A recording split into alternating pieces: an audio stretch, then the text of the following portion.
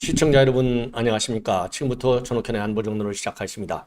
자, 이번 시간에는 말이죠. 결국 최광호위가 2심까지 해서 끝났습니다. 의원직 상실령을 받았어요.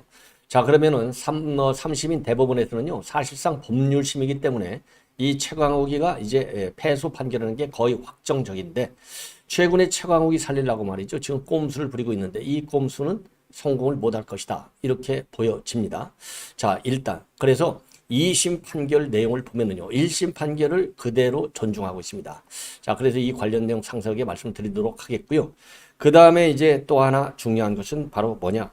이제는요. 송영길과 그 다음에 김의겸이가 또 사고를 치고 있어요. 이 송영길이가 이제 앞으로 검찰에 한 번 더 가면 거기서 텐트 치고 아예 누워버리겠다. 이런 막말을 하고 있고요. 그리고 노회찬 묘소를 오늘 참배해가지고 쇼를 하다가 정의당으로부터 아주 경로의 격분의 반박 이 입장을 지금 초래하고 있어요.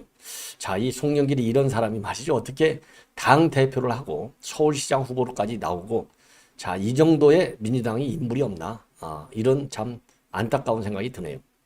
그 다음에는요. 그 다음에는 여러분들 민주당에서 이 철험의 강성 파들 친명 강성파들 철험아의 박주민이가 또 마찬가지로 그러니까요 민주당의 사고의 대가들이 몇 명 있는데 이게 전부 철험의 강경파잖아요. 이게 이제 이 김의겸 그다음에 박주민 김남국 뭐 최강욱 다 이런 사람들이잖아요. 그래서 이번 시간에는요 철험의 강성파 의원들의 이 사고친 내용들의 이 법원의 판결과 그다음에 여론 이런 거를 전해드리겠는데 이 박주민이가 말이죠 어제 우리 국방부하고 전파진흥원에서 그러니까 대한민국에서 말이죠 이 전자파와 관련된 가장 권위 있는 기관이 전파진흥원이에요. 여기에서 아무런 문제가 없다 이렇게 그러니까 이 우리 핸드폰 맨날 쓰잖아요. 이 핸드폰 기지국에서 나오는 전자파 여기보다도 훨씬 더 낮은 이 전자파가요 기지국에서 0.6% 정도의 전자파가 나오는데 이 사드 기지에서는 0.2%밖에 나오지 않아요. 0.18.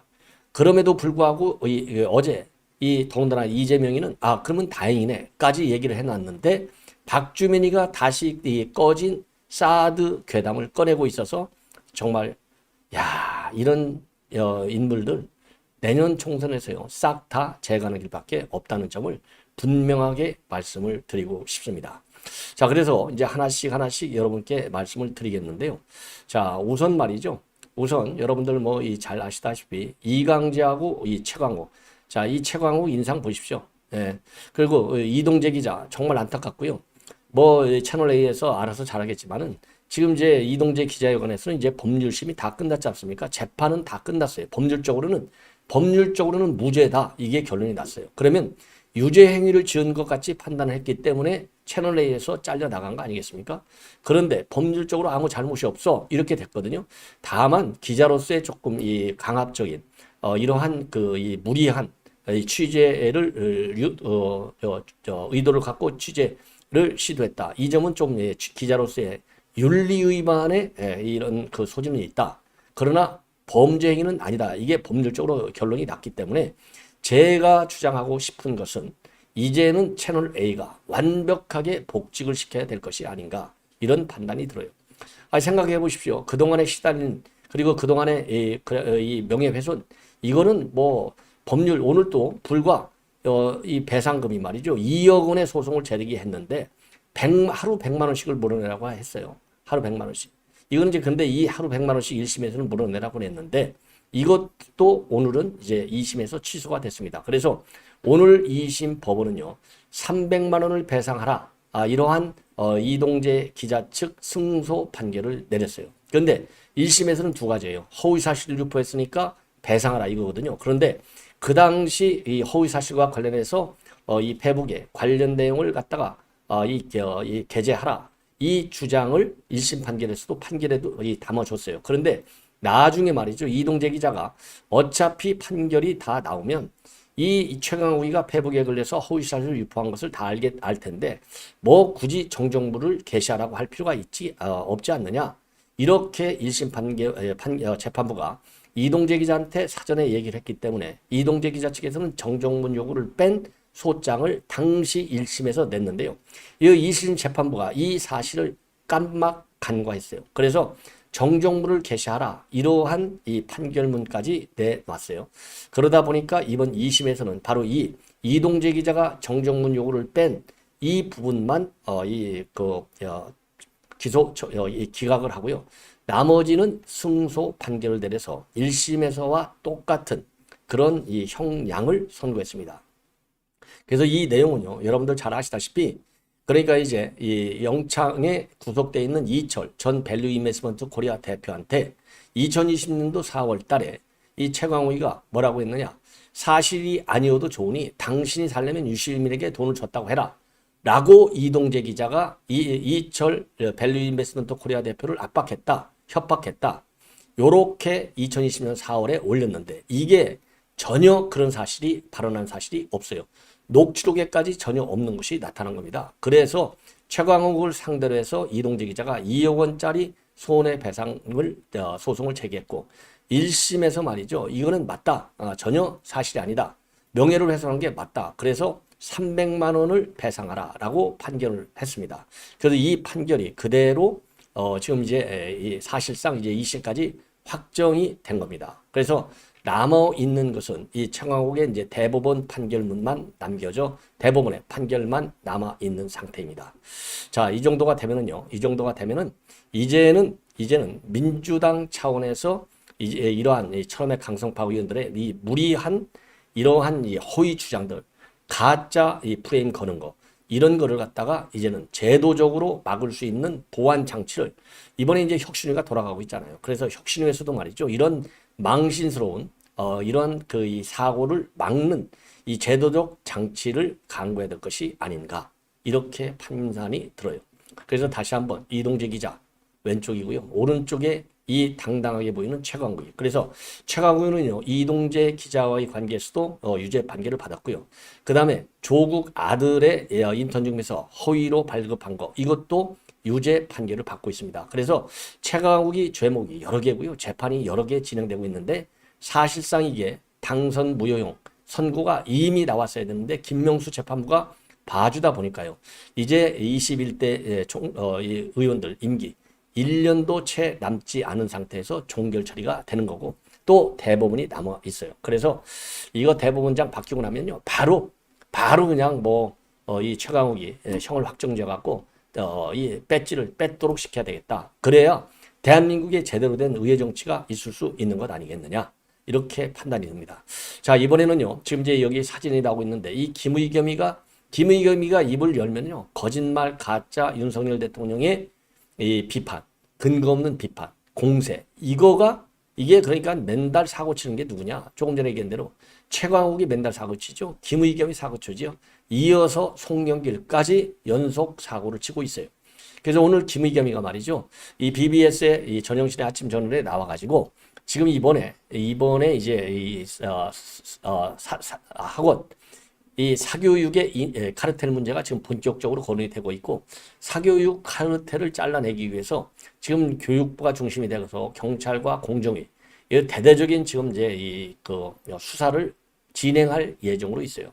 당연히 국세청 세무수사도 종원이 되죠. 그래서 내달 초까지는 지금 신고를 받도록 되어 있습니다. 그러면서 이제 사교육 카르텔이 나오니까 이거 80년대 당시 586들이 해먹던 거 아니냐. 그래서 사교육 이권 카르텔의 주도 세력은 전부 586 세력 아니냐. 이런 비판문이 지금 쇄도하고 있고요.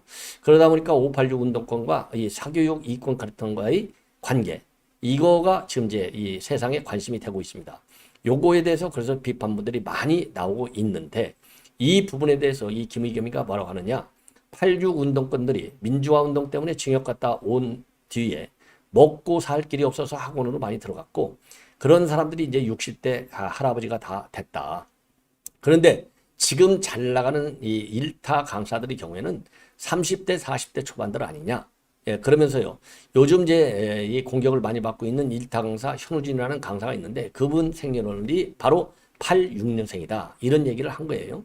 그러면서 여기까지는 뭐 그렇다고 쳐요. 예. 그러니까 취업도 안 되고 영창 갔다 와가지고 사회적으로 이제 골치 아픈 사람들 아니에요. 그러니까 어디 가서 누가 받아주나. 그러니까 학원 차려서 성공한 걸 어찌 하란 말이냐. 요렇게 반격하는 입장문 아니겠습니까? 그런데 여기를 벗어나서 이 지점을 벗어나서 어디까지 때리고 있느냐? 바로 윤석열 대통령을 비판하지 않으면 김의겸은요 밥맛이 없는 사람인 것 같아요.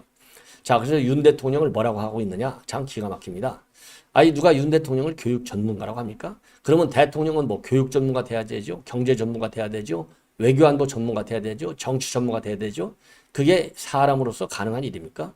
그럼에도 불구하고 대통령이니까 국정 요소에 전담 부서들이 다 있잖아요. 부처들이. 그리고 보좌관, 비서관들이 다 있어요. 예. 그래서 이제 내린 결론이 윤 대통령이 이거 이 카르텔 이거 없애라 이거 아니겠습니까? 여기에 반발하고 있는 거예요. 그러면서 윤 대통령은 선무당이 사람 잡았다 이렇게 생각한다. 그러면서요 입시 비리를 수사했다고 전문가가 아니지 않냐. 그러면서 윤 대통령이 평생 검사만 해와서 사람을 보면 다 피의자 아니면 피고인으로 보는데 그런 시각으로 사교육 카르텔, 입시 카르텔 이걸 이해하고 있는 게 아니냐. 요렇게 지금 우리 윤석열 대통령을 폄하하고 있어요. 아니 대통령이 말이죠. 더군다나 어쨌든 검사할 때 그 시각 이게 뭐 한순간에 버려지지는 않겠지만은 지금은 국정운영의 최고 책임자, 행정부의 수반이자 국가 원수로서 그 국정 전반을 지금 지시하고 있고 그 다음에 해외 정상 외교에 나서고 있는 거예요. 이게 헌법상의 대통령의 지위입니다. 행정수반 겸 국가 원수. 그런데 이 국가 원수가 교육 전문가 아니라 해서 이런 얘기를 하지 말라? 이게 논리가 맞습니까? 그러면 김의겸이는 대통령의 이러한 사교육 카르텔을 이거 없애야 되겠다. 이 얘기를 김의겸이 당신은 그럼 교육 전문가냐? 교육 전문가가 아니면서 윤 대통령을 비판할 수 있느냐? 저는 그렇게 보고 싶어요. 그리고 김의겸이는 이 언론인 출신인데 언론인 출신은 항상 기본이 팩트를 바탕으로 해서 취재를 해야 될 거 아니에요. 그리고 보도하고. 그런데 김의겸이는 그런 팩트를 바탕으로 해서 제대로 된 비판과 공격을 해왔느냐? 가짜 뉴스에만 매달리지 않았느냐? 맨날 사고 맞히는 게 김의겸 아닌가? 이렇게 비판하지 않을 수 없습니다. 자, 그래서 김의겸이가 말이죠. 지금 일설에 의하면은 지금 조국하고 관악을 나오네 안 나오네. 왜냐하면 지금 군산에 출마하기가 쉽지 않잖아요.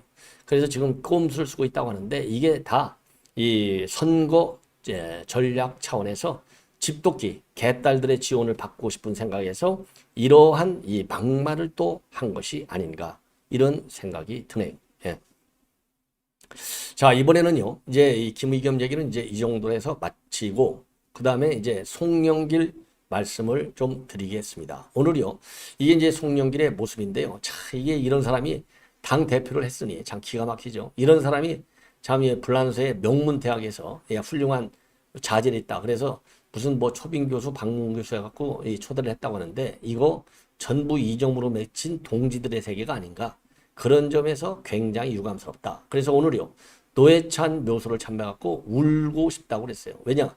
노회찬 의원이 살아있다면 지금 이재명하고 단일화가 돼가지고 윤석열 대통령의 당선을 막았을 텐데 노회찬 이 의원이 저세당으로 떠나는 바람에 결국은 윤석열 독재 정부를 만드는 것이 아니냐. 그러면서 그 당시 일화 심상정한테 좀 단일화하자. 왜? 안철수가 단일화하니까 이제 윤 대통령의 승리가 거의 다 이루어진 거 아니겠어요? 그래서 그 당시에 심상정 후보한테 좀 단일화하자 했더니 일거에 거절을 당했다고 공개하고 있어요. 이러니까 바로 정의당에서 난리가 났습니다. 예, 난리가 났어요. 자, 그래서 이 정의당에서는 그러면 어떻게 반박하고 있느냐? 한마디로 얘기해서 말이죠. 정의당 그리고 노회찬 의원을 더 이상 욕먹이지 말라. 강하게 반발하고 나섰어요. 자, 그러면은 여러분들께요. 이 송영길이가 뭐라고 오늘 본인의 페이북에다가 글을 올렸는지 말씀을 드리면요. 이게 노 의원 묘소를 참배하는 이 사진을 올렸어요. 제가 조금 전에 여러분께 이제 드렸지 않습니까? 이렇게 노회찬 묘소에 참배를 하는 이 사진을 올리면서 자, 만약에 지금의 고 노회찬 의원이 있었다면은 이번에 민주당과 정의당이 단일화해서 정권을 뺏기지 않았을 것이다. 예. 그러면서 말이죠. 지금 뭐라고 하고 있느냐. 그렇게 해서 이 단일화를 하고 윤석열 검찰 독재를 막아내고 연립정부를 구성했을 텐데 지금 상황을 생각하니까 눈물이 쏟아진다. 자, 그러면서요. 그러면서 그 당시에 윤석열 후보와 안철수 후보가 기습적으로 단일화했을 때 심상정 후보한테 단일화 요청을 했는데 이런 지하에 거절당했다. 이렇게 공개를 하고 있어요. 그러면서 모든 전후 사정을 보면 심상정 후보는 아예 윤 대통령이 될 것으로 전제했던 것 같다. 그러면서요. 정말 배신감을 느낀다. 이러한 입장문을 내놨습니다. 그러니까 지금 이 정의당에서 난리가 났습니다. 예, 난리가 났어요. 우선 노회찬 전 의원 이름을 그런 식으로 소비하는 송영길에게 분노를 금할 수 없다. 이러한 이 입장문을 내놨고요. 노회찬 정신을 모독하는 송영길의 발언에 유감을 표한다. 민주당 동본투 사건에 연루된 의혹을 받는 송영길이가 자신의 송영길이가 자신의 이러한 그 문제에 연결이 돼서 지금 뭐라고 그럴까요? 아전 인수격 발언을 하는 거. 이거는 누구보다도 자신에게 엄격했던 노회찬 전 의원을 욕보이는 일이다. 그리고 유호정 이 의원도요. 노회찬은 자신의 허물을 감추려고 검찰과 싸우지 않았어. 송영길은 법정이 아니라 검찰청 앞에서 무자를 주장했어. 개딸은 몰라도 보통 시민은 같이 분노해주지 않을 겁니다. 이러한 입장문을 냈는데요. 자, 당대표까지 지냈으면서 이러한 젊은 후배들로부터 이런 지적, 비판을 받는 송영길이는 부끄러운 줄 좀 알아라. 이렇게 저는 비판하지 않을 수 없습니다. 그리고요, 지금 이제 검찰에 2번 셀프 출두했다가 망신을 당하고 쫓겨난 적이 있지 않습니까? 자, 그러더니 말이죠. 오늘은 이제 YTN 뉴스에 나와서 뭐라고 얘기했느냐. 내가 2번씩이나 검찰에 출두했는데 이건 내가 죄가 없기 때문에 그런 것 아니냐. 예. 그래서 사람이 이렇게 수사를 계속 받고 부르지도 않고 그러다 보니까 사회생활을 영위할 수가 없다. 그리고 윤석열 정부는 왜 문재인 인사들을 갖다가 종결총을 하지 않고 계속 수사 상태로 놔두냐. 사람을 완전히 골병들게 만드는 비겁한 행위다. 이렇게 비판을 하고 있어요. 그러면서 만약에 또 본인을 안 부르고 주위만 또 부르게 된다면 이번에는 그냥 가는 것이 아니고 검찰청 앞에 텐트를 치고 아예 끝까지 버텨보겠다. 야, 참 한마디로 골 때리는 사람이죠. 그러면서 말이죠. 이렇게 계속 수사 상태로 윤석열 정부에 지금 검찰에 놓아준다고 하는 것은 사람을 완전히 골병들게 만드는 비겁한 행위다. 그래서요. 그야말로 송영길이야말로 말이죠. 아니 죄인이 내가 수사받고 싶은 나를 특정하는 건 이재명하고 전 세계에서요. 송영길밖에 없어요.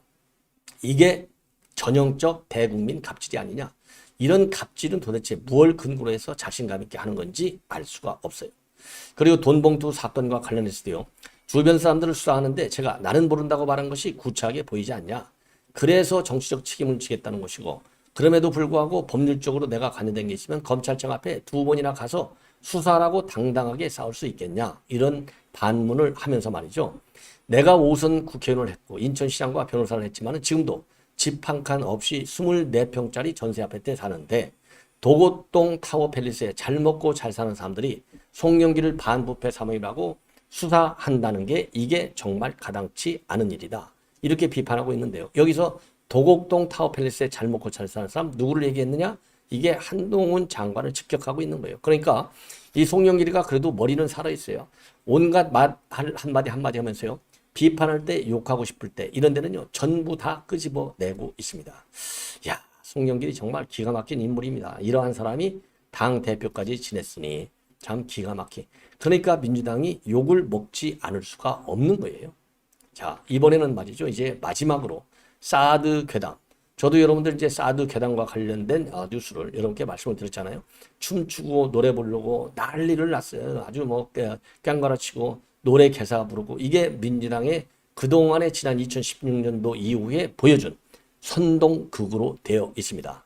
이러한 상황에서 말이죠. 2017년도부터 이게 2023년도니까 6년간에 걸쳐서 사드 괴담을 자기네들의 이념 정치에 유리하게 우려먹은 게 바로 민주당이에요. 이런 민주당인데 그나마 그 이재명이도 그동안에 말이죠. 이 사드 괴담을 하는데 앞장선 인물이지 않습니까? 사드 전자파는 인체에 치명적 영향을 주는 것으로 알려져 있다. 이런 얘기까지 하는 사람이 바로 이재명인데 이재명이가 어제 말이죠. 이 전파 연구원하고 그 다음에 국방부에서 이거 아무 문제가 없어. 딱 발표했어요. 그러니까 사드 전자파는 인체 보건 기준에 530분의 1, 0.01887 0와트다. 이렇게 이제 발표를 했습니까? 그래서 휴대폰 전화기지국이 지금 이제 6.19인데요. 0.018이니까 이게 뭐 어마어마하게 이건 뭐 그러니까 전자파는 아예 없어 이렇게 해도 과언이 아니에요. 그래서 당 대표마저도 다행이야 이렇게 얘기했는데 오늘 박주민이가 괴담을 다시 살리고 있어요. 야, 그러면서 말이죠. 벌써부터 이 결과에 대해서 반대하는 시민분들은 받아들일 수 없다라는 입장을 발언하고 있다. 부지를 조금 기준에 못 미치게 공유해서 소규모 영향평가를 했고 마지막 3차 측정의 경우에는 4계절에 걸친 게 아니라 3개월 측정한 결과다. 이런 식으로 아예 조사 자체가 잘못됐다. 이러한 프레임을 씌우면서 지금 이제 박주민이가 가짜 뉴스를 만들고 있어요. 이 박주민이가 말이에요. 이게 처음에 초선 강경파입니다. 박주민이가 말이죠. 이 공수처 악법을 만드는데 최고 기여한 사람이 바로 이 박주민이에요. 이 정도가 되면 여러분들 이게 박주민이가 어떤 사람인지 뭐 충분히 짐작하고도 남지 않으십니까? 자, 그래서 그동안에 말이죠. 이 민주당의 괴담 선동사 이거 기가 막힌데 오늘 또 이 박주민이가 내놨어요. 그러면 참고적으로 그동안에 이 표창원이 이거 난리 치는 거 보시죠. 춤추고 깽매리 추고 모자 쓰고 난리가 났잖아요. 이걸 6년 7년간 이런 쇼. 그다음에 이거 뭐 기타 이 가사 노래 가사 뜯어 고쳐 가지고 사드송을 부르지 않나. 그리고 이게 괴담 말의 성찬이죠. 괴담의 성찬. 이재명이 사드 전자파는 인체에 치명적 영향을 주는 것을 알려졌다. 주미에 사드 배치 시 반경 3.5km 이내는 강력한 전자파를 발생한다. 손혜원이 사드 전자파 밑에서 내 몸이 튀겨질 것 같아서 싫다. 예? 그 다음에 우상호 몇백 킬로를 들여다보는 레이더를 쏘는데 안전하겠냐. 김종대 사드에서 나오는 극초단파는 위험한 전자파다. 요렇게 해서 난리를 치고 말이죠. 성주에서 괴담송 노래까지 부르는 이 의원들의 참 이 꼴을 한번 보시라 이겁니다. 얼마나 기가 막히냐. 그런데 이게 이제 어제부로 다 정리가 돼야 될 거 아니에요. 박주민이가 이거를 다시 꺼내놓고 있는. 예. 그러면서 이제 오늘은요. 이거 믿을 수 없다. 그러면서 사드 전자파가 지금도 굉장히 큰 부작용을 낳을 수 있다. 요렇게 또 가짜 뉴스를 만들고 있고요. 우리 국민의힘에서는요. 이 사드 괴담을 유포한 민주당 사과하라 라고 주장하고 있는데 요청하고 있는데 사고는커녕 말이죠. 이 박주민 같이 가짜 뉴스를 또 만드는 사람들에 대해서는 철저하게 당 차원에서 징계를 해야 될 것이 아니냐. 이러한 판단이 들어요. 그러면 여러분들 참고로 말이죠. 이 개사하는 노래를 말씀을 드리면은 이 대표적인 것 중에 하나가 말이죠. 태진아의 사랑은 아무나 하나 이를 개사해가지고 사드는 아무나 쏘나 한 번쯤은 물어봐야지. 그리고 가수 박철수의 무조건을 개사해서는 사드 반대할 땐 나를 부르죠. 언제든지 달려갈게. 가수 인순이의 밤이면 밤마다를 개사해서는 밤이면 밤마다 사드의 전자파는 싫어. 강력한 전자파 밑에서 내 몸이 튀겨질 것 같아 싫어. 자, 이게 참 얼마나 기가 막힙니까? 그래서 이 사람들의 이 꼴 다시 한번 보여드릴게요. 이게 이 표창원이 얼마나 신났어요? 야, 이 꽹매기 입히고 이거 노는 이 꼴을 한번 보십시오. 이게 바로 말이죠. 이게 민주당 의원들이 이게 개사해서 노래 부르면서 춤추고 이 신이 난 거예요. 예. 자, 그래서 이 박주민이가 다시 꺼져야 하는 사드 괴담을 다시 끌고 나와서 너무나 충격적이다. 그래서 이러한 이 박주민에 대해서 말이죠. 품위 위반을 이유로 해서 이거는 어마어마한 품위 위반이잖아요. 아니 괴담이 괴담을 끝나는데 또 꺼낸다? 그래서 품위 위반을 해서 국회 윤리위에 공식적으로 우리 국민에서 이 제기를 하라. 저는 그런 주장을 하고 싶어요. 그래서 박주민과 같은 제2의 악담 괴담 메이커가 더 이상 나오는 것은 시스템적으로 막아야 될 것이 아니냐 이렇게 생각이 듭니다. 시청자 여러분 이것으로 본 방송을 마치도록 하겠고요. 이어지는 저의 방송 계속해서 많은 시청을 부탁드리겠습니다.